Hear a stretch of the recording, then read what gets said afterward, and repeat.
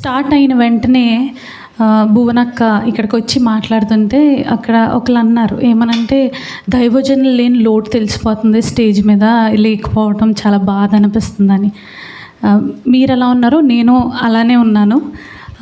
ఏదేమైనప్పటికీ కూడా దైవజనులు మంచిగా ఉన్నారు. వచ్చే వారం మన మధ్యలోకి ఆయన వస్తారు. మీరందరూ కూడా ప్రార్థన చేయండి. మిమ్మల్ని అందరినీ ఇలా చూడటం నాకు చాలా సంతోషంగా ఉంది. ఎందుకంటే ఎలాగా మాట్లాడుకున్నారంటే, కారులో మా డాడీ వాళ్ళు వెళ్ళిపోయిన తర్వాత ఎలా అన్నారంటే, దైవజనులు లేరు కదా, ఈ 2 వారాల్లో సంఘం అంతంత జరుగుతుందిలే, ఎంతమందో రారు అన్నారు. ఇంతమందిని, ఇంత మంచి ఆత్మీయుల్ని దేవునికి ఇచ్చినందుకు దేవునికి వందనాలు. హల్లెలూయా, హల్లెలూయా. అయితే వాక్యంలోకి వెళ్ళిపోకముందు ఒక 2 మాటలు మాట్లాడతాను. ఏంటంటే ఈ వారం నేను చెప్పాలన్న వెంటనే లాస్ట్ వీక్ జోషువా గారు, ఏంజల్ ఆంటీ మా గృహాన్ని దర్శించిన వెంటనే వాళ్ళకి చెప్పాను, ఇలాగ చెప్పాలి, ప్రార్థన చేయండి నా కోసం. అంటే నాన్న నువ్వు ఖచ్చితంగా మంచిగా చెప్తావు నాన్న అన్నారు ఏంజల్ ఆంటీ. అయినప్పటికీ కూడా నేను ఏమన్నానంటే, నాకు కొంచెం భయం లాంటిది ఉంటుందంటే, జోషువా అంకుల్ ఏమన్నారంటే, భయపడకూడదు అసలు మనం దేవుని వాక్యం చెప్పినప్పుడు, ఇది చెయ్యము అది చెయ్యము అని మనం చెప్పకూడదు అన్నారు. ఈ భయం ఎలాంటిదంటే, మనం చేయడానికి మనం ముందుకు వచ్చినప్పటికీ కూడా ఈ మైక్, ఈ స్టేజ్, ఇలా పోడియం దగ్గర అక్కడి నుంచున్నా కూడా ఏంటంటే ఒక తెలియని వణుకు పుడుతుంది కదా, బాడీలో ఒక తెలియని వణుకు, చెమటలు పట్టేస్తాయి. ఏంటంటే అది దేవుని భయం అని మనం నమ్మాలి. ఆ దేవుని భయం మనలో లేదనుకోండి, మనం ఇష్టానుసారంగా ప్రవర్తిస్తాం. దేవుని భయం మనలో ఉన్నప్పుడు ఆయన చిత్తానుసారంగా ప్రవర్తిస్తాం. హల్లెలూయా. ఆ చిత్తానుసారమైన జీవితం నాలో మీలో మనందరిలో కలిగి ఉండాలని నమ్ముచు మనం వాక్యంలోకి వెళ్ళిపోదానండి. మొట్టమొదటిగా యెషయా 55వ అధ్యాయం 8-9 వచనాలు. యెషయా 55వ అధ్యాయం 8-9 వచనాలు. నా తలంపులు చదవండి అక్క. మీ త్రోవలు నా త్రోవల వంటివి కావు. ఇదే యెహోవా వాక్కు. ఆకాశములు భూమికి పైన ఎంత ఎత్తుగా ఉన్నావో, మీ మార్గముల కంటే నా మార్గములు, మీ తలంపుల కంటే నా తలంపులు అంత ఎత్తుగా ఉన్నవి. ప్రార్థన. స్తోత్రం స్తోత్రం స్తోత్రం ప్రభువా, మీ ఘనమైన నామానికి వేలాది స్తుతులు స్తోత్రాలు చెల్లించుకుంటున్నాను తండ్రి. గడిచిన వారం నుంచి వారం వరకు ఇటు విధంగా కాచి దాచి భద్రపరిచిన విధానాన్ని బట్టి మీకే వందనాలు. ఇప్పుడు తండ్రి మీ మాటలు బోధించునుగా మీరే నా మధ్యలో ఉండండి, మా మధ్యలో ఉండండి. నా ద్వారా మీరే మాట్లాడించండి, నేను మాట్లాడితే వ్యర్థం ప్రభువా. మీరే మా మధ్యలో ఉండి మీ సన్నిధిలో ముందుకు నడిపిస్తారని నమ్మచ్చు. ఇచ్చి ప్రార్థనలకి ఇచ్చమని యేసుక్రీస్తు నామములో అడిగి పెట్టుకుంటున్నా మా పరలోకపు తండ్రి, ఆమేన్. అయితే వాక్యంలోకి వెళ్ళిపోక ముందు జస్ట్ సింపుల్గా ఒక క్వశ్చన్ అడుగుతాను. ఏంటంటే, ఒక వ్యక్తి మనం ఏదో ఆపదలో ఉన్నాం, ఆ వ్యక్తి మనకు సహాయం చేస్తాడని మనకు తెలుసు, ఓకే, సహాయం చేస్తాడని తెలిసి మనం ఆ వ్యక్తిని వెళ్ళి అడిగినప్పుడు ఆ వ్యక్తి ఏం మాట్లాడలేదు అనుకోండి, మనకి ఎలా ఉంటుంది? బాధ అనిపిస్తుంది, ఇంకా కోపం వచ్చేస్తుంది కదా. ఇప్పుడు నువ్వు చేస్తావు కాబట్టి నిన్ను అడిగాను, నువ్వు చేయకపోతే నిన్ను అడుగుతానా అన్న ఫీలింగ్ వచ్చేస్తుంది, అంతే కదా. ఒకసారి దేవుడిని కూడా ఒక రోజు అడుగుతాం, ఒక వారం అడుగుతాం, ఒకసారి కొన్ని సంవత్సరాలు మనం ఏంటంటే వెయిట్ చేస్తూ ఉంటాం. ఏంటంటే ఒక విషయం అడిగిన తర్వాత అది మన జీవితంలో జరగకపోయేటప్పటికి మనకి ఏమొస్తుంది? చికాకు, విసుగు వచ్చేస్తుంది. ఇదేంటి ఇంత అడుగుతున్నాం కదా, ఎందుకు దేవుడు నా జీవితంలో చేయట్లేదు? ఒకసారి ఎలాంటి డౌట్లు వస్తాయంటే, నేను ఏమైనా తప్పు చేస్తున్నానా, ఏదైనా పాపం చేస్తున్నానా, ఏదైనా చేయకూడని మాట గిని నేను అన్నానా, ఏదైనా అడగకూడని గిని అడిగానా? దేవుడు ఎందుకు మన లైఫ్లో మనం అడిగింది చేయట్లేదని మనకు అనిపిస్తుంది కదా. అందుకే ఈ వచనం చదివించాను. ఏంటంటే, నా తలంపులు, నేను 55వ అధ్యాయం, యెషయా 55వ అధ్యాయం 8-9 వచనాలు ఇప్పుడు అక్క చదివారు కదా. నా తలంపులు మీ తలంపులు వంటివి కావు, మీ త్రోవలు నా త్రోవలు వంటివి కావు. ఇదే యెహోవా వాక్కు. 9వ వచనం చూడండి. ఆకాశములు భూమికి పైన ఎంత ఎత్తుగా ఉన్నావో, మీ మార్గముల కంటే నా మార్గములు, మీ తలంపుల కంటే నా తలంపులు అంత. అంటే మనం ఎక్కడికి ఆలోచిస్తామంటే ఇక్కడికే ఆలోచిస్తాం. ఏంటంటే ఇది అడిగాను కదా, ఇది జరగలేదు ఏంటంతే. కానీ దేవుడు ఏమంటున్నాడు? ఎంత ఎత్తుగా ఉన్నాయండి భూమికి. ఏమన్నా రాసారా? ఆకాశములు భూమికి పైన ఎంత ఎత్తుకున్నావు మీరు చెప్పగలరా? ఆకాశం ఇక్కడే ఉంది, ఇంత సెంటీమీటర్లో ఉందని చెప్పగలరా? ఎంత ఎత్తుగా ఉందో కొలవగలరా? అంత ఎత్తులో ఉన్నాయంట. ఆయన తలంపులు మన తలంపులకి ఉన్న వ్యత్యాసం దేవుడు సెలవిచ్చున్నాడు. ఇక్కడ దేవుడు మనకి ఏం సెలవిచ్చున్నాడంటే, కార్యం ఖచ్చితంగా మన జీవితంలో జరుగుతుంది, జరగదని కాదు, ఖచ్చితంగా కార్యం జరుగుతుంది. కానీ అది ఎప్పుడు అనేది మనం ఏం చేయాలి? ఎందుకు వెయిట్ చేయాలి? ఆయన తలంపులు మన తలంపులు వంటివి కావు, ఆయన మార్గములు మన మార్గములు వంటివి కాదు. కాబట్టి మొట్టమొదటిగా నేను ఒక అధ్యాయం చెప్తాను చూడండి. యోబు 23:10.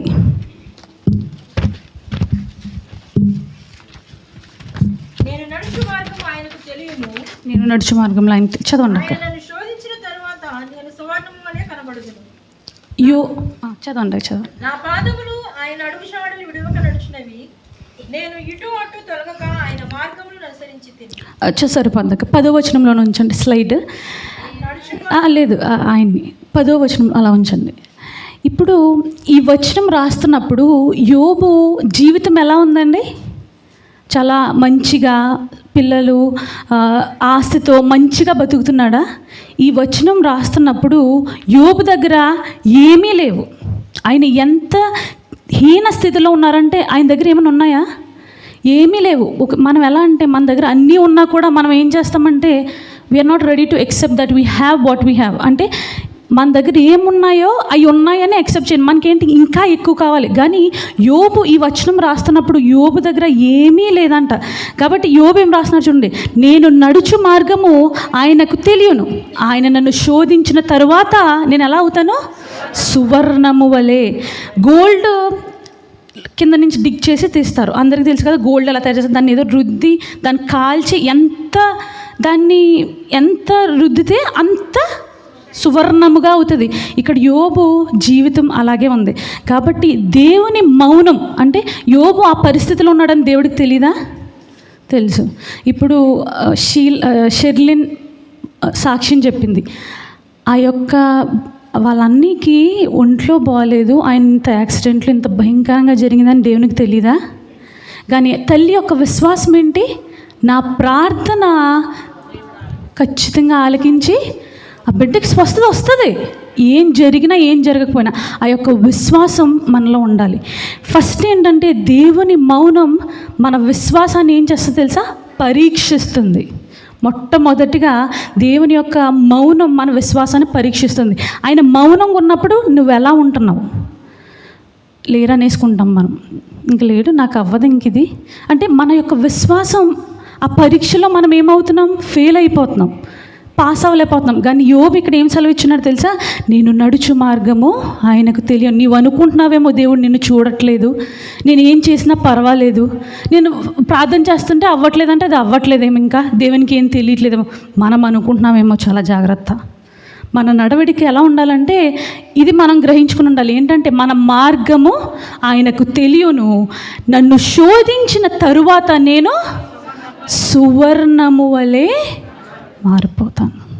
అది మనకు ఉండాలి. అంటే మనం పరీక్షలో ఫెయిల్ అవుతున్నామా, సక్సెస్ అవుతున్నామా? మొట్టమొదటిగా మనం చూసుకోవాల్సింది. రెండవదిగా మనం ఏంటంటే దేవుని మౌనం మనల్ని ఏం చేస్తుందంటే స్థిరపరుస్తుంది. స్టెబిలిటీ లైఫ్ అంటే ఏంటంటే ఒక డెసిషన్ మనం తీసుకున్నాం అనుకో, ఈ వారం మనం చర్చికి వెళ్ళాలంటే వెళ్ళాలి. అదేంటి స్టెబిలిటీ అంటే నువ్వు అన్న మాట మీద నువ్వు నిలబడ్డావని అర్థం. దేవుణ్ణి మనం ఒకటి అడుగుతాం, దాని మీద మనం నిలబడలేదనుకో, దానికి అర్థం ఏంటి? నీకు స్థిరత్వం లేదని అర్థం. నువ్వు దేవుణ్ణి అడిగిన తర్వాత నీ హృదయంలో ఏముండాలంటే అది ఖచ్చితంగా మన లైఫ్లో జరుగుతుంది. ఇల్లు నేను కట్టాలంతే, నేను ఈ యొక్క రుణం ఇలా అయిపోవాలి, ఈ మాఫియా అయిపోవాలంతే. ఇచ్చిన వాళ్ళకి ఎలా ఉంటుందో తీసుకున్న వాళ్ళకి కూడా అలా ఉంటుంది. ఇప్పుడు మనీ ఇచ్చిన తర్వాత ఆ మనీ తిరిగి ఇచ్చే టైం వచ్చేటప్పటికి ఎదుటి సైడ్ మౌనం అయిపోద్ది, సైలెంట్. అసలు మనిషి ఉన్నాడో లేదో తెలియదు, ఇక్కడ ఉన్నాడో లేదో తెలియదు, ఎక్కడున్నాడో తెలియదు.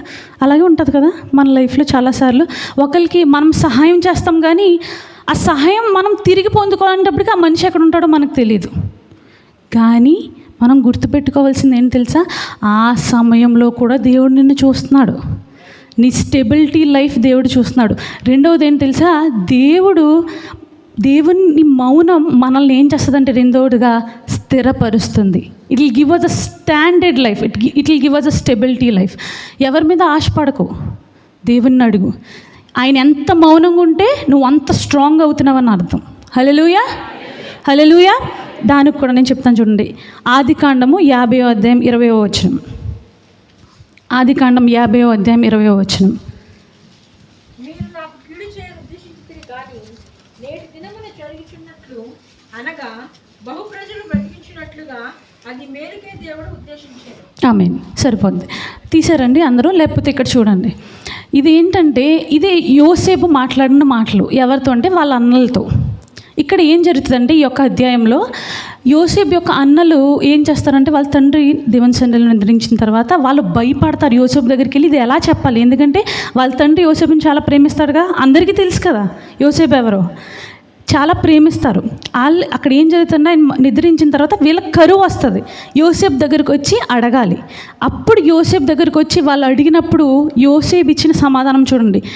మీరు నాకు కీడు చేయని ఉద్దేశించితిరి కానీ నేటి దినమున జరుగునట్లుగా అనగా బహు ప్రజలను బ్రతికించున్నట్లుగా అది మేలుకే దేవుడు ఉద్దేశించారంట.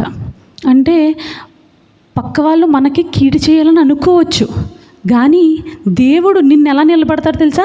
వాళ్ళకే నువ్వు మేలు చేసేలాగా దేవుడు నిలబడతాడు. హల్లెలూయా. చాలామంది అనుకుంటారు కదండి, ఎదిగిపోతుంది ఏముందలే, కానీ నువ్వేం మర్చిపోకూడదు తెలుసా? రేపన్న రోజున వాళ్ళే నీకు సహాయం చేస్తారు. వాళ్ళే నీకు సహాయం చేస్తారు. నువ్వు అనుకుంటావేమో ఐఎమ్ నథింగ్, నాకేమున్నాయి, పక్క వాళ్ళు చాలా ఎదిగిపోతున్నారు, వాళ్ళకి డబ్బులు ఎలా వస్తుంది అసలు? నీకెందుకు ఆ మాట అసలు? వాళ్ళకి డబ్బులు ఎలా వస్తున్నాయి, వాళ్ళు ఎలా నిలబడుతున్నారు, వాళ్ళ బట్టలు ఎక్కడ వస్తున్నాయి, ఏమొచ్చినా ఎలా ఉన్నప్పటికీ కూడా నువ్వు మర్చిపోకూడదు ఏంటి తెలుసా? వాళ్ళే నిలబడతారు నిన్ను ఒకనొక రోజు. నేను చెప్తాను ఎగ్జాంపుల్. నేను డ్యూటీలో జాయిన్ అవ్వకముందు నా ఫస్ట్ జాబ్ ఎలాగంటే నా సీనియర్ ఒక అమ్మాయి ఉండేది. ఆ సీనియర్ తను జాబ్లో జాయిన్ అయిందని చెప్పిన వెంటనే నేను చాలాసార్లు మెసేజ్ పెట్టేదాన్ని, నాకు దయచేసి చూడు అంటే ఆల్రెడీ ఒక ఇంటర్వ్యూకి పిలిచిన తర్వాత ఐ కుడెంట్ అటెంప్ట్ ప్రాపర్లీ. నాకు తెలియలేదు ఎలా మాట్లాడాలి, ఎలా ఉండాలి, ఎన్విరాన్మెంట్ ఎలా ఉంటుంది, ఒక కార్పొరేట్ కంపెనీలో ఎలా మాట్లాడాలి, ఎలా ఉండాలి నాకు తెలియదు. నేను సరిగ్గా చెప్పలేకపోయాను. తను చెప్పింది నాకు, నువ్వు ఇలా ఉండకూడదు, ఇలా మాట్లాడాలి చెప్పిన తర్వాత నేను ఓకే. కానీ మళ్ళీ మెసేజ్లు పెట్టడం మొదలుపెట్టాను. నేనే చాలా విసికింగ్ చేసేదాన్ని. జాబ్ ఉంటే చూడంటే తను ఒక రోజు ఎలా పెట్టిందంటే, నువ్వు ఇన్ని మెసేజ్లు పెడుతున్నావు, నేను జాబ్ చేయలేకపోతున్నాను, ఇన్ని మెసేజ్లు నేను ఎలాగ వర్క్ చేసుకోవాలంటే నేను అనేసుకున్నాను. ఇంక మైండ్లో ఈగో వచ్చేస్తుంది కదా మనకి, చస్తే దీన్ని అడగను, ఇంకా ఇదే అనుకున్నాను, చస్తే అడగను, నా ఇష్టం, ఇంకా నేను అడగను, వేరే వాళ్ళని చూసుకుంటానంటే. తనే పిలిచింది తెలుసా, నాకు జాబ్ వచ్చిన తర్వాత తనే పిలిస్తే ఆ ఇంటర్వ్యూకి వెళ్తే ఆ ఇంటర్వ్యూలో పాస్ అయ్యి వెంటనే ఫస్ట్ అటెంప్ట్కి నాకు జాబ్ వచ్చింది. ఎంతమందిలో తెలుసా? 5గురిలో నాకు జాబ్ వచ్చింది. అంటే మనం ఏమనుకుంటున్నామంటే మన తలంపులు వేరు, ఆయన తలంపులు. నువ్వెవరి దగ్గర వీళ్ళు ఓవర్ చేస్తున్నారు లేదా వీళ్ళు మనకు చేయలేరు అని నువ్వు అనుకుంటావో వాళ్ళ దగ్గరే దేవుడు నిన్ను నిలబెడతాడు. జాగ్రత్త. నీ తలంపులు, నీ ఆలోచనలు, నీ ఉద్దేశాలు ఎలా ఉన్నాయో నీవు తెలుసుకోవాలి. ఇందాక అక్క సాక్ష్యం చెప్తూ అన్నారు ఏంటంటే దేవుడిలాగా గిరిబాబాని వచ్చి సహాయం చేశారు. ఆ సహాయం చేయాలనే థాట్ ఎవరు కనిపించుంటారు? అంతే కదా. ఆయన ఒక్క మాట చెప్పొచ్చు, ఆడిపోతే నాకు ఎందుకు బతికితే నాకు ఎందుకు, నేను చేయను అంటే మన యొక్క ఉద్దేశం. మనం దేవునిలో ఉన్నప్పుడు ఎలా ఉన్నాం, బయట ఉన్నప్పుడు ఎలా ఉన్నాం. దేవుడు మనలో ఉంటే నేను చెప్తున్నాను కదండి, ఎవరినైతే నువ్వు వీళ్ళు ఇంత వాళ్ళంతా అనుకుంటావో వాళ్ళ దగ్గరే నిలబెడతాడు దేవుడు. వాళ్ళని చూసి నిన్ను నేర్చుకునేలాగా చేస్తాడు దేవుడు. నువ్వు అనుకుంటున్నావు నీ కొలీగ్స్ నిన్ను చూసి కుళ్ళుకుంటున్నారా, జెలస్ ఫీల్ అవుతున్నారా, ఈవిడేంటి ఇలాగ అయిపోతుంది. కొంతమంది కొంచెం మంచిగా మాట్లాడి మంచిగా పనిచేసినా పక్కల్లో ఓర్చరు, అదేంటో మరి తెలియదు నాకు. నిజంగా నాకు చాలా బాధ అనిపిస్తుంది అవి చూసినప్పుడు. యోసేపు చూడండి, చిన్న పిల్లోడు, యోసేపుని అసలు ఎలా కొట్టాలి. యోసేపుకు నేను ఇది మర్చిపోయాను ఏంటంటే, యోసేపు బానిసగా బ్రతికి చెరసాల్లో వేయించబడి ఎన్ని సంవత్సరాల తర్వాత ప్రధాన అయ్యాడు తెలుసా? 13 సంవత్సరాల తర్వాత. 1, 2 కాదు, ఒక వారానికి విసుకొచ్చేస్తుంది మనకి దేవునికి. ఎన్ని చేశాడండి అంటే మీరు గమనించవలసింది ఏంటంటే 13 సంవత్సరాల్లో యోసేపు ఒక ప్రధానిగా ఉండడానికి నియమింపబడ్డాడు. మన జీవితాల్లో కూడా మనం అలాంటి ట్రైనింగ్ పీరియడ్లో ఉన్నామేమో. ఏంటంటే నువ్వెంత చేసినా నీకు ప్రతిఫలం రావట్లేదు, నువ్వు ఏం కావాలనుకున్నా అది జరగట్లేదు. మీకు తెలుసా మా ఇల్లు ఉంది కదా ఇండియాలో, అది కట్టడానికి ఎన్ని ఇయర్స్ పట్టింది తెలుసా? 5 ఇయర్స్ పడింది. 5 ఇయర్స్ పట్టింది. 5 ఇయర్స్లో కూడా మా డాడీ బాధపడుతూనే ఉండేవారు, కానీ ఒకటే మాట అనేవారు, ఖచ్చితంగా అది ఒకనొక రోజు నిలబడుతుంది. ఈ రోజు అన్న రోజుని వాళ్ళు అక్కడి నుంచి రావడానికి ఇష్టపడలేదు. అలా అయిపోయింది. నాకు ఫోన్ చేసి ఎక్స్టెండ్ చేయడానికి అవుతుందా అన్నారు. అది అవ్వదని చెప్పాను నేను, రమ్మ వచ్చేవాన్నాను తిరిగి. దేవుడు మన జీవితంలో చేసే కాలం నిన్ను ఎదుటి వాళ్ళు, పక్క వాళ్ళు చాలా సూటుపూటు మాట్లాడనొచ్చు. అవుతుందా అయ్యగారు, ఎందుకు ఇప్పుడు స్టార్ట్ చేశారా, ఇల్లు ఎక్కడ అవుతుంది, ఎంత బాధ కలుగుతుందండి. మనం ఒక పని అనుకుని అది జరిగించి సంతోషంగా ఇంకొకరికి చెప్పినప్పుడు వాళ్ళు నిన్ను ఏం చేస్తారంటే డిస్కరేజ్ చేయడానికే ట్రై చేస్తారు.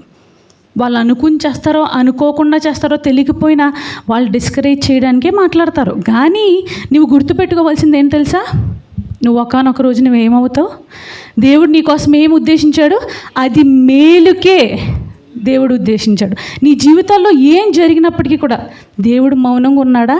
నిన్ను స్థిరపరచడానికి దేవుడు మౌనంగా ఉన్నాడు. నిన్ను బలపరచడానికి దేవుడు మౌనంగా ఉన్నాడు. నీ యొక్క విశ్వాసాన్ని టెస్ట్ చేయడానికి దేవుడు మౌనంగా ఉన్నాడు.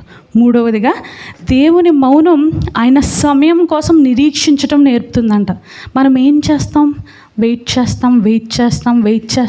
చేస్తాం. ఒకనొక సమయం వస్తుంది. అప్పుడు ఆ హాల్లో జరిగినప్పుడు స్వప్నకు చెప్పారు సాక్ష్యం ఏంటంటే, నేను ఒక ల్యాండ్ కొనుక్కున్నాను, అక్కడ ఇల్లు కట్టుకోవడానికి దేవుడు మాకు సహాయం చేశాడని. ఆ మాట వినగానే మా ఫ్యామిలీ మెంబర్స్ చాలా హ్యాపీ ఫీల్ అయిపోయారు. ఎందుకు తెలుసా, ఇల్లు అనగానే ఒక రకమైన హ్యాపీనెస్ వచ్చేస్తుంది. అక్కడికి వెళ్ళాక మా మమ్మీ అంటున్నమాట, ఎంతైనా మనదంటే మనదే కదా. ఇప్పుడు ఈ ఒక వస్తువు ఉందనుకోండి, ఈ పెన్ను పక్కోళ్ళు ఇచ్చి మనం రాసింది వేరు, మనకు మనం సంపాదించుకున్నది వేరు. అవునా? నా కష్టార్జితం అండి ఇది. నా కష్టార్జితంతో నేను నిలబడ్డాను, నా కష్టార్జితంతో నేను కట్టుకున్నాను, నా కష్టం బట్టి నేను వెళ్ళి ఒక మంచి కంపెనీలో జాయిన్ అయ్యాను. ఎంత ఆనందం అది. దేవుడు కూడా అదే అనుకుంటారు. ఏంటంటే ఈ బిడ్డ నా సొత్తు, నా కుమారుడు, నా కుమార్తె నా కోసమే నిలబడాలి. హల్లెలూయా. ఆ యొక్క నిరీక్షణ నీలో నాలో ఉండాలి. చూడండి, ప్రసంగి 3:11. ప్రసంగి 3:11. దేని కాలమునందు అది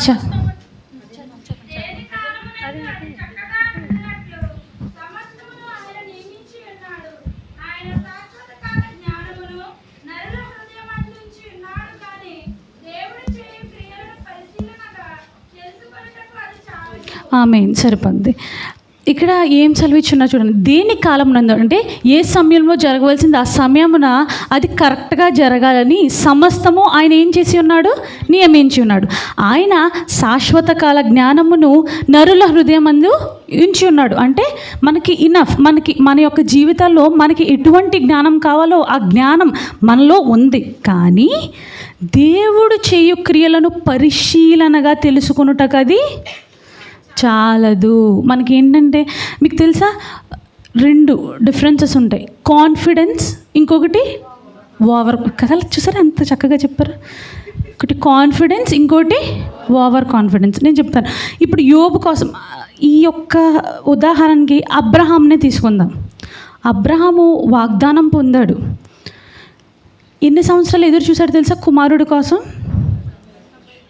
25 సంవత్సరాలు. 25 సంవత్సరాలు ఒక కుమారుడి కోసం ఆయన ఎదురు చూసి, కానీ ఎదురు చూసినప్పటికీ కూడా దేవుడు ఎవరిని అడిగారు? ఇస్సాకునే అడిగాడు. మళ్ళీ అక్కడ కూడా ఆయన ఏం కోల్పోలేదు తెలుసా? ఆయన యొక్క విశ్వాసాన్ని ఆయన కోల్పోలేదు. దేవుడు మౌనంగా ఉన్నాడు 25 సంవత్సరాలు. అంటే మనం ఉంటామా? ఇప్పుడు మనకి ఎలా ఉంటుంది తెలుసా? ఈ జనరేషన్లో ఎవరైనా ఒక 10 రోజులు కాదు, ఒక 5 రోజుల క్రితం ఒక మాట అడిగి 5 రోజుల తర్వాత మనం చేస్తామన్నాం అనుకో, ఇప్పుడు ఎవరికి కావాలి? అవసరం లేదు. నేను ఎప్పుడు అడిగాను, నువ్వు ఎప్పుడు వస్తున్నావు, నాకు అక్కర్లేదు. మనకేంటంటే అడిగింది వెంటనే అయిపోవాలి, అంతే కదా. ఇప్పుడు జనరేషన్ ఎంత క్విక్గా ఉందండి. న్యూస్ ఛానల్ చూస్తున్నప్పుడు కూడా నాకు చాలా బాధ అనిపించింది ఈరోజు. ఏంటంటే ఈ టాపిక్ నేను దేవుని యొక్క మౌనం ఇది చూస్ చేసుకోవడానికి మెయిన్ కారణం ఏంటంటే, న్యూస్ చూస్తున్నప్పుడు మా ఆఫీస్ వాళ్ళు కేరళ వాళ్ళు కదా, చూశాను. కేరళ వాళ్ళ ఒక ఫ్యామిలీ, కేరళ బేస్డ్ ఫ్యామిలీ. వాళ్ళు ఏంటంటే కొడుకు, కూతురు, తల్లిదండ్రులు. నా తండ్రి యొక్క వయసు అయింది, మంచి భార్య, పిల్లలు ఎంత వయసు అంటే 11-17 ఆ సంవత్సరాలే వాళ్ళకి, పెద్ద ఎక్కువ కాదు, టీనేజర్స్ ఇద్దరు. చక్కగా ఉందండి ఫ్యామిలీ, ఎంత బాగుందంటే చూడడానికి నాకు చాలా ఆనందం అనిపించింది వాళ్ళని చూసి. క్రిస్టియన్ ఫ్యామిలీ వాళ్ళది. వాళ్ళ బ్యాక్గ్రౌండ్లో పాట పాడుతుంటే వాళ్ళ ఫోటోలు కింద సమాధులు చూపిస్తున్నారు, నలుగురి. అది చూసి ప్రాణం తరుక్కుపోయిందనమాట. అసలు ఎందుకు జరిగింది ఇదని చదివితే వాళ్ళంట పెస్టిసైడ్స్, అదే పురుగుల మందు ఉంటుంది కదా, అది తాగేశారంట. ఎందుకు తాగారు? ఫ్యామిలీలో ఉన్న డిప్రెషన్లు, లోట్లు, ఇవన్నీ తట్టుకోలేక తాగేశారంట. దేవుని ఎరిగి ఉన్న బిడ్డలలో అంటే వాళ్ళు నేర్చుకోలేదంటారా? దేవుని యందు నిరీక్షణ ఉండాలి. ఇది ఏంటంటే సహనం లేక, దేవుని యొక్క ఓర్పు లేక, దేవుని యొక్క నిరీక్షణ లేక మన జీవితాలు ఎలా అయిపోతున్నాయంటే, ఒక్క పని జరగకపోతే చనిపోవాలి. ఎక్కడికి వెళ్తామండి చనిపోయి? పరలోక రాజ్యం వెళ్ళాలంటే అందరూ చేతులు ఎత్తారు, కానీ దానికి కావాల్సిన స్థిర మనసు నీకుందా? స్థిర హృదయం నీకుందా? దానికి కావాల్సిన నిరీక్షణ నీకుందా? ఓర్పు, సహనం, నిరీక్షణ, ఆయన చేసే పరీక్షలోనే నువ్వు పాస్ అవ్వలేవు. అవన్నీ నీకున్నాయా? దేనికి చనిపోవటం? నువ్వు ఏం చేసావు ఈ లోకంలో? నేను ఒకటే చెప్తానండి, మన కోసం దేవునికి తర్వాత ఎవరికి తెలుసు బాగా? ఎవరికి తెలుస్తుంది బాగా? దేవుడు తర్వాత మన యొక్క జీవితాల కోసం ఎవరికి బాగా తెలుస్తుంది? ఎవరికి? కాదు, మనకే.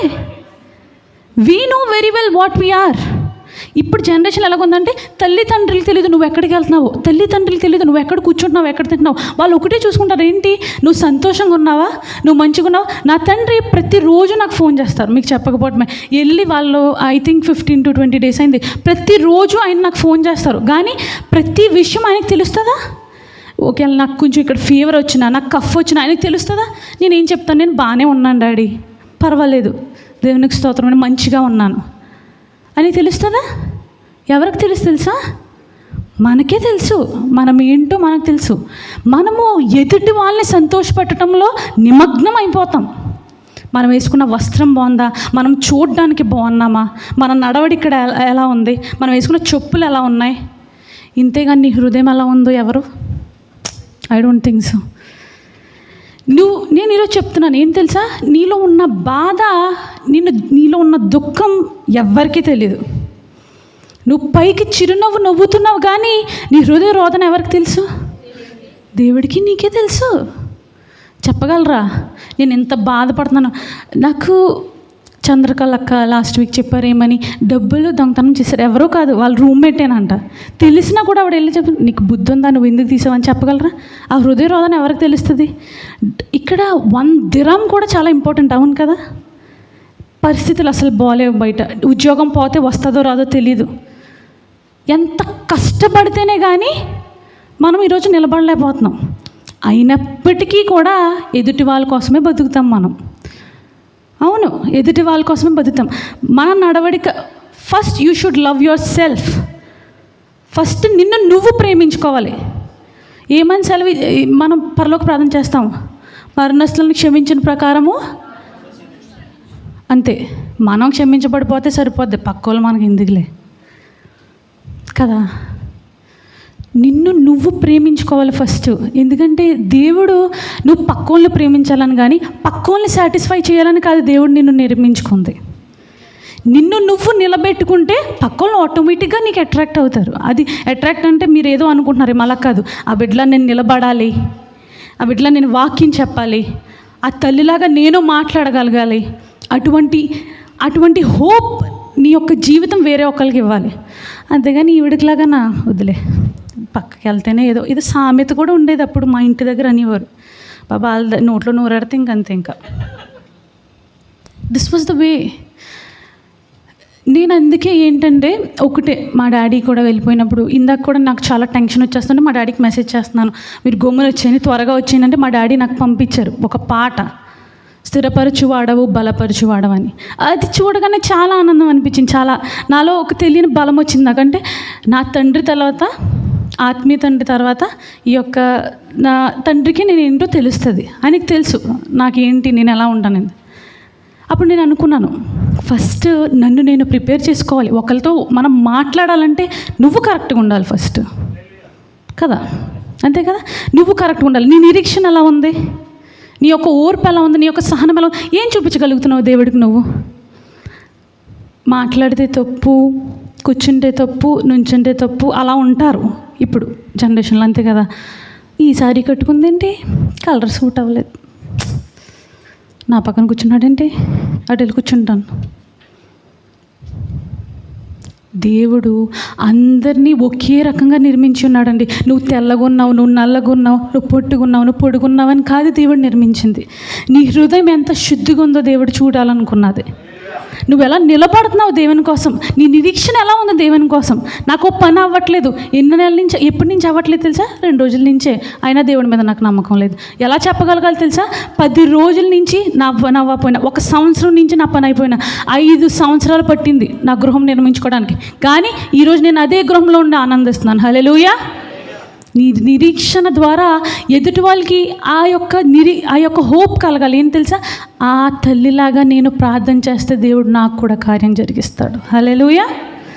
4వదిగా, దేవుని మౌనం ఆయన సన్నిధిని మరింత వెదకమని నేర్పిస్తుందంట. ఏం తెలుసా? మనం దేవుడు మౌనంగా ఉంటే మనం ఏమనుకుంటామంటే ఇంక అయిపోయింది, ఈ లైఫ్కి ఇది అయిపోయింది, అంతే కదా. మనం ఏమనుకుంటామంటే ఇంకా ఆయన రిప్లై ఇవ్వకపోతే మనం వెంటనే 2వ దానికి దూకేస్తాం. మనకు ఆప్షన్స్ ఉంటాయి, ఇది అవ్వకపోతే అది, అది అవ్వకపోతే ఇది. మనం డ్రెస్సెస్ ఎలా మారుస్తామో అంతే కదా. ఈ కలర్ సూట్ అవ్వకపోతే ఆ కలర్ తీసేసుకుందాం, ఆ కలర్ సూట్ అవ్వకపోతే వేరే కలర్. అంతేగాని ఒక దాని మీద ఒక అంటే మనకి ఎలా అంటే బాప్తిసం తీసుకునే కొత్తలో మనకి ఎలా ఉంటుందంటే హృదయం ఎక్దం శుద్ధిగా ఉంటుంది. ఏంటంటే మనం ఏం చేయాలనుకున్నా దేవుని కోసం నిలబడగలగాలి అనుకుంటాం. కానీ ఒక నెల పోయాక అదే శుద్ధత మనలో ఉంటుందా? ఎలాగో లైన్ తప్పుకుపోతుంది అది. చూడండి, యెర్మియా 29:13 ఏముందో చూడండి. యెర్మియా 29:13. మీరు నన్ను వెతికిన ఎడల పూర్ణ మనస్సుతో నన్ను గూర్చి విచారణ చేయునడల మీరు నన్ను కనుగొందురు. తీసారండి? తీయకపోతే ఇక్కడ చూడండి, అందరూ చూడండి ఏమని రాశారంటే, మీరు నన్ను వెతికిన ఎడల పూర్ణ మనస్సు నన్ను గూర్చి విచారణ చేయున ఎడల మీరు నన్ను, అంటే మన హృదయం పూర్ణంగా ఆయన వెతకట్లేదు, అది దానికి అర్థం. మనం ఏంటంటే ఏం చేసినా మనం ఏమనుకుంటున్నాం, నేను చెప్తాను. దేవుని శిష్యులే దేవునితో ఉండలేకపోయారు. పేతురు ఎన్నిసార్లు చెప్పాడండి దేవుడిని ఎరగనని? 3 మారు పలికాడు. యేసుక్రీస్తు ప్రభువు వారు చెప్పారు, బాబా నువ్వు పలుకుతావు ఖచ్చితంగా, నేను చస్తే పలకను, నేను అసలు చేయనంటే చేయను అని అదే నోటితో 3 మారు తెలియదని పలకలేదు. ఏంటంటే ఓవర్ కాన్ఫిడెన్స్. నేను చేస్తానంటే చేస్తాను అంతే, నాకు తిరుగులేదు. కానీ దేవుడు ఏమంటున్నాడు తెలుసా? నీ ఓవర్ కాన్ఫిడెన్స్ని పక్కనెట్టి ఉన్న కాన్ఫిడెన్స్తో ఫస్ట్ నన్ను నమ్ము, నేను నీ జీవితంలో ఖచ్చితంగా కార్యం చేస్తాను. మన యొక్క గడియారమైన రివర్స్లో తిరిగే అవకాశం ఉందేమో, కానీ దేవుడు అనుకున్న సమయంలో పొన్నైనను, ఒక చిన్న మరకైనను, ఒక చిన్న మినిట్ సెకండ్ కూడా గ్యాప్ ఉండదు.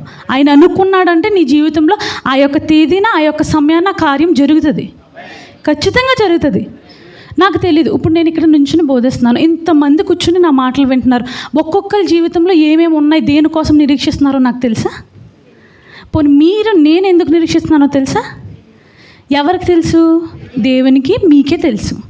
మీరు అనుకుంటున్నారేమో స్టిల్ మీ జీవితాల్లో కార్యాలు ఉన్నాయి, ఇంకా జరగలేదు. నా పిల్లలు పెద్ద అవ్వాలి, వాళ్ళు చదువుకోవాలి, ఇప్పుడు నా కోసం నా కుమార్తెకి పెళ్ళి అవ్వాలి, లేదా కొంతమంది ఎలాగంటే నాకు మంచి గృహం ఉండాలి, లేదా నేను ఇంత సంపాదించుకోవాలి, నేను ఇంత ధనం కూర్చుకోవాలి, ఇంత గోల్డ్ కొనుక్కోవాలి.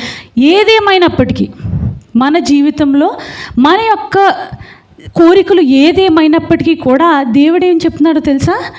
మీరు నన్ను వెతికిన ఎడల పూర్ణ మనసుతో నన్ను గూర్చి విచారణ చేయడం వల్ల మీరు నన్ను ఖచ్చితంగా కనుగొంటారు. అంటే ఆయన కనుగొనటానికి మనకు రావడానికి సంబంధం ఏంటి అని అనుకుంటారేమో మీరు. ఆయన కనుగొంటేనే మనకు దొరుకుతుంది.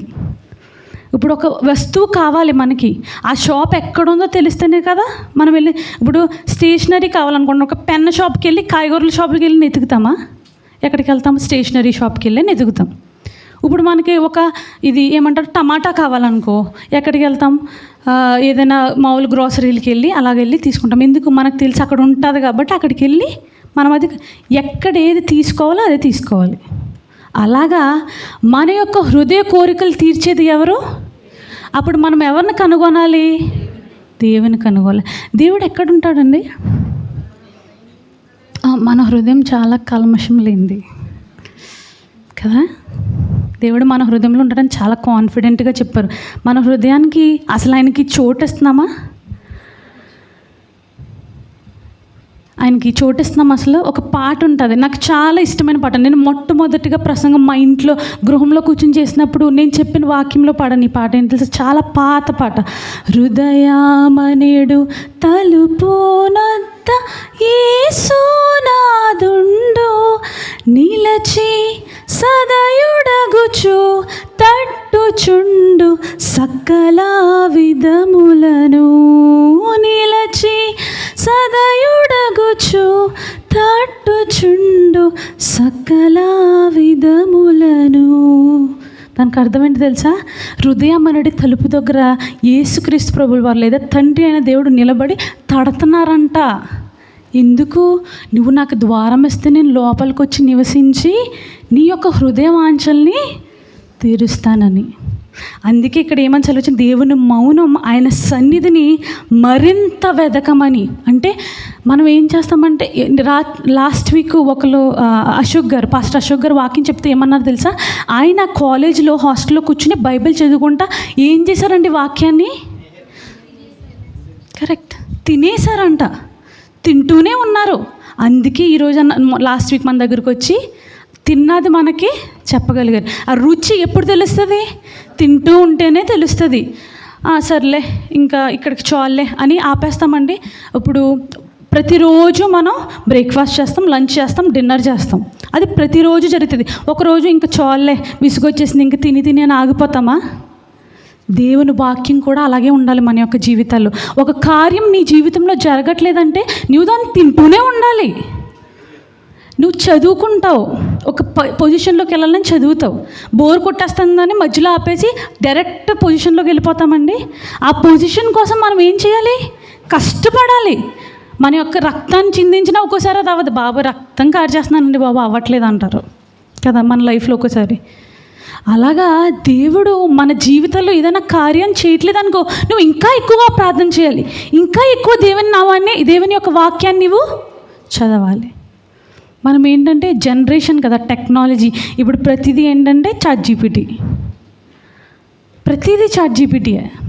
మొన్నే మాట్లాడుకుంటున్నాం ఏమంటే చాట్‌జీపీటీ అన్నీ కరెక్ట్గా ఇవ్వదు, కొన్ని అటు ఇటు కూడా వెళ్ళిపోతాయని. నేను ఒకసారి వర్క్లో ఏదైనా మెయిల్ డ్రాఫ్ట్ చేయాలంటే చాట్‌జీపీటీని అడుగుతాను. ఎంత ఫార్మల్గా ఉంటే అంత మంచిగా ఉంటుంది కదా క్లయింట్స్. కానీ ఒక్కోసారి అది రాంగ్ కూడా ఇచ్చేస్తూ ఉంటుంది. మీకు చెప్తాను ఒక కామెడీ సిచ్యువేషన్ ఏంటంటే, లాస్ట్ వీక్ మాకు ఒక కొలీగ్ లీవ్ తీసుకున్నాడు, ఆరోగ్యం బాగోలేక ఏదో పరిస్థితి. ఏం చేశాడంటే పాపం టైప్ చేయలేక చాట్‌జీపీటీలో పెట్టాడు. ఆ మెసేజ్ ఎలా ఉందో అలా కాపీ కొట్టి పంపించేస్తే మా అకౌంటెంట్ నాకు చూపించి నవ్వుకుంటున్నాం అనమాట. ఏం తెలుసా? అందులో కొలీగ్ నేమ్ అని ఉంది, అది తీయలేదు. థ్యాంకింగ్ యూకి బదులు యోర్స్ ఫెయిత్ఫుల్లీ అని ఉంది, అది తీయలేదు. పంపించేశాడు అంతే, చూసుకోలేదు ఇంకా. అంటే sometimes we blindly trust the things which we should not. అంటే ఒక్కోసారి దేవుడు కార్యం చేస్తాడని తెలిసి కూడా మనకి ఏదైనా ఈజీగా దొరికే, ఇప్పుడు ఈ పెన్ను అక్కడ ఉందనుకోండి, అక్కడ ఉంటుంది, ఇంకో పెన్ ఇక్కడ ఉందనుకో, నేను ఏ పెన్ తీసుకుంటాను? ఇక్కడ పక్కనున్న తీసేసుకుంటాను రాసుకోవడానికి. అది పని చేస్తుందో లేదో నాకు తెలియదు, కానీ నేను తీసేసుకుంటాను. మేబీ అక్కడ ఉన్న పెన్ కరెక్ట్గా వర్క్ చేస్తుందేమో. మన జీవితాలు కూడా అంతే. దేవుడు ఒక్కోసారి ఆలక్ష్యం చేస్తున్నాడంటే అది కరెక్ట్ అయిన చిత్తంగా మనకి ఇవ్వడానికి దేవుడు చేస్తున్నాడేమో. కానీ మనం ఏం చేస్తాం తెలుసా? పక్కన ఉన్నది లాగేస్తాం ఫస్ట్. అది పని చేస్తుందో లేదో, కరెక్ట్ అయిన రీఫ్లో మేబీ బ్లాక్లో రెడ్ ఉందేమో ఎవరికి తెలుసు, రాసేస్తే. అలాగా మనం ఏం చేయాలంటే, ఒక థింగ్ ఏదైనా మనం ఒకటి అడిగామనుకోండి, అది జరగట్లేదంటే నువ్వు ఇంకా దేవుడిని లోతుగా తెలుసుకోవాలి, నిరీక్షించాలి. పక్కనే ఉంది కదా అని తీసేసుకోవడం, ఎవరో ఏదో చెప్పారు కదా అని చేసేయటం. చెప్పాను కదా, నీ కోసం బాగా తెలుసు, అంతే కదా. పక్కోళ్ళకి నీ కోసం తెలియదు. నువ్వు ఎంత క్లోజ్ ఫ్రెండ్ అయినా ఏదో ఒక విషయంలో నీ హృదయంలో అది నాటుకుపోయి ఉంటుంది. అది నీ పక్కోళ్ళకి తెలీదు, నీకు మాత్రమే తెలుసు. నువ్వు తీసుకునే డెసిషన్స్ నీకు మాత్రమే తెలుసు. నీకు నచ్చే కలర్స్ నీకు మాత్రమే తెలుసు. నీకు నచ్చిన తిండి నీకు మాత్రమే తెలుసు. నీ హృదయంలో ఏముందో కూడా నీకు మాత్రమే తెలుసు. ఒక్కోసారి పక్కోళ్ళు అనేస్తుంటారు, ఆవిడ ఏమనుకుంటుందో నాకు తెలుసులేండి, నేను ఇక్కడ కూర్చుంటే ఆవిడకి నచ్చింది, నేను అందుకే ఇక్కడ కూర్చోను. ఆవిడ ఏమనుకుంటుందో నీకు తెలుసా? ఆవిడ బాధ ఏంటో నీకు తెలుసా? ఆవిడ కష్టం ఏంటో నీకు తెలుసా? నా పరమ తండ్రికి తెలుసు. హల్లెలూయా, హల్లెలూయా. కాబట్టి మనం ఏంటంటే ఏది చేసినప్పటికీ కూడా నా పరమ తండ్రి సమస్తమును చూచున్నాడని ఎరిగి చేయాలి. చివరిగా దేవుని మౌనం అంటే దేవుడు పని చేయటం ఆపేశాడని కాదు. ఐదవదిగా ఏం తెలుసుకోవాలి తెలుసా? ఒకవేళ మనలో ఒక కార్యం అడిగినప్పుడు అది జరగలేదనుకో, అది దేవుడు ఇంకా పని చేయడని కాదు. నేను చెప్తాను చూడండి. ఉదాహరణగా యోహాను సువార్త 11వ అధ్యాయం 40-41 వచనాలు. త్వరగా యోహాను సువార్త. నందుకు యేసు చదవాలి.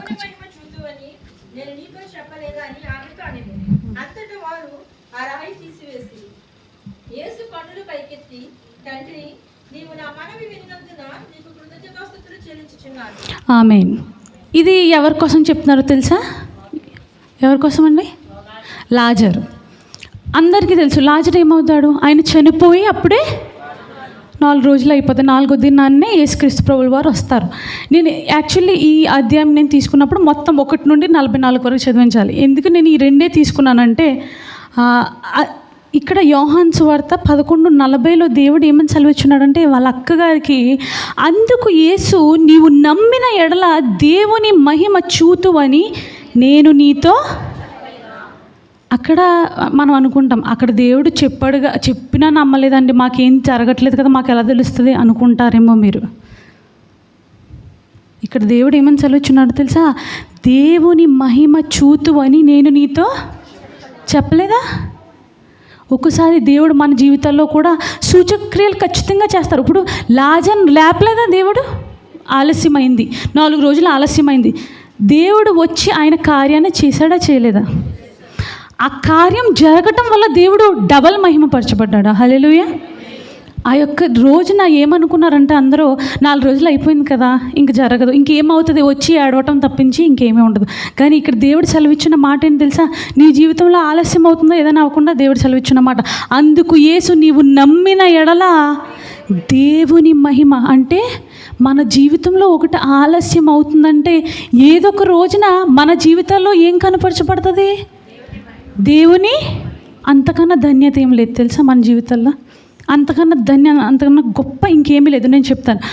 నేను భోజనం చేసే ముందు ప్రార్థన చేసుకోవటం అలవాటు. ఇప్పుడు ఆఫీస్లో అందరూ ఉంటారు. ముస్లిమ్స్ ఉంటారు, హిందూస్ ఉంటారు, క్రిస్టియన్స్ ఉంటారు. క్రిస్టియన్స్లోనే జాయిన్ అవ్వాలి, హిందూస్లోనే జాయిన్ అవ్వాలని ఉండదు కదండి. ఇక్కడ నాకు ప్రార్థన చేసుకునే అలవాటు ఉంటే నాకు అలవాటు ఇంకా పెట్టుకునే ముందు ఖచ్చితంగా నాకు కళ్ళు మూసుకుంటాను, వెంటనే ప్రేయర్ చేస్తాను. అది ఏదైనా సరే, ఒక ఐస్ క్రీమ్ అయినా సరే, అది అలవాటు చిన్నప్పటి నుంచి. అంటే అది మా డాడీ గారు దైవజనులు అవ్వక ముందు మా తాతయ్య గారి దగ్గర నుంచే వచ్చింది. అది నాకు కానీ మా చెల్లికి కానీ మా తమ్ముళ్ళందరికీ కూడా ఏంటంటే ఏదైనా చేసే ముందు భయభక్తులు ఫస్ట్ ప్రార్థన చేసుకోవాలి. కళ్ళు మూసిన వెంటనే నవ్వుకునేవారు, నా టేబుల్ దగ్గర కూర్చునేవారు. ఏదో ప్రార్థన చేస్తుంది ఏమనేవారు చెప్తాను చూడండి. మనం తన ఫుడ్ తినకూడదని ప్రార్థన చేసుకుంటుందేమో, మనం ఎక్కడ దొంగిలించి తినేస్తామని మేమేం తీసుకోలేదులే అనేవారు. ఆమెనని చెప్పి కళ్ళు తెరిచిన వెంటనే మేమేం తీసుకోలేదులే, కంగారు పడదు అలా నవ్వుకునేవారు. అలా జరిగేది. నేను పట్టించుకునేదాన్ని కాదు, అలాగని నేను ప్రార్థన ఆపేదాన్ని కాదు. ఎందుకంటే మనకు చిన్నప్పటి నుంచి ఒకటి అనిచ్చేది, అది మంచి పని అంటే నువ్వు ఎప్పుడు వదలకు. నేను ఈరోజు కూడా ఎవరికి చెప్పినా అదే చెప్తాను, నీవు చేసేది మంచి పని అని నీకు తెలిసినప్పుడు అది వదలొద్దు. అది చేసేది చెడ్డదనుకో వెంటనే వదిలేసాయి, అది నీకే తెలుస్తుంది. అది మళ్ళీ చెప్తున్నాను, నువ్వు పక్కోళ్ళు చెప్పడం కాదు, నీకే అనిపించాలి ఇది చెడ్డది ఇది మంచిదని. అలా ప్రార్థన చేసినప్పుడు హేళన చేసేవారు. కొన్ని రోజులకి ఇప్పుడు నేను జాయిన్ అయిన కంపెనీ చేసి 3 సంవత్సరాలు అవుతుంది. ఈ రోజున నేను ఏదైనా తింటున్నప్పుడు నేను గమ్మని కళ్ళు మూసుకున్నాను అనుకో, సైలెంట్గా కూర్చుంటారు అందరూ మాట్లాడకుండా, సైలెంట్గా ప్రార్థన చేసుకుంటుంది. ఇది ఎందుకు వస్తుంది చెప్పండి? అక్క చెప్పారు, మన బిహేవియర్, మన ప్రవర్తన వలన వస్తుంది. వాళ్ళు ఏదో అన్నారని నువ్వు మార్చేసుకుని నేను వీళ్ళు నవ్వుతున్నారు కదా ఇంక చేసుకోవద్దులే అనుకుని తినేస్తే నాకు వాళ్ళకి తేడా ఏముంది? నీ భయభక్తులు నీ ప్రవర్తన ద్వారా వేరే వాళ్ళకి కనపరచాలి. అదే జరిగింది. లాజరు చనిపోయాడు. లాజర్కి ఏం తెలుసు? సమాధిలో ఉన్నాడు, 3 రోజులైంది 4 రోజులైంది. కానీ వాళ్ళ అక్కలకు కూడా దేవుడు అన్నిసార్లు చెప్పినా కూడా వాళ్ళ అక్కలకి ఏం లేదు, నమ్మకం లేదు. దేవుడు ఏమని సెలవిచ్చున్నాడు? అందుకు యేసు మనం ఏమి చేసిన ఎడల దేవుని మహిమను చూతువని దేవుడు సెలవిచ్చున్నాడు. నమ్మిక. మన జీవితంలో ఏముండాలండి? నమ్మిక ఉండాలి. 5 పాయింట్లు చెప్పాను. ఏంటంటే మొట్టమొదటిగా ఆయన యొక్క మౌనం మన యొక్క విశ్వాసాన్ని ఫస్ట్ ఏం చేస్తుందంటే పరీక్షిస్తుంది. రెండవదిగా స్థిరపరుస్తుంది. మూడవదిగా ఏంటంటే ఆయనలో నిరీక్షించడం అంటే వేచి చూడటం నేర్పిస్తుంది. నాలుగవదిగా ఏంటంటే ఆయన్ని మరింత వెదకమని మనకి నేర్పిస్తుంది. లాస్ట్గా ఏంటంటే ఆయన యొక్క జవాబు మన జీవితంలో లేట్ అయినప్పుడు మనం ఏమనుకోకూడదని నేర్పిస్తుంది. ఆయన పని చేయట్లేదు, నా జీవితంలో ఇంకా కార్యం చేయడు అని కాదు, కానీ ఆ కార్యం ఎప్పుడు జరిగినప్పటికీ కూడా మన జీవితాలు ఎవరి ద్వారా ఎవరి సన్నిధిలో మహిమపరచబడతాయి. హల్లెలూయా, హల్లెలూయా. అంతే ప్రసంగం, అంతే ఈరోజు నేను చెప్పాలనుకుంది.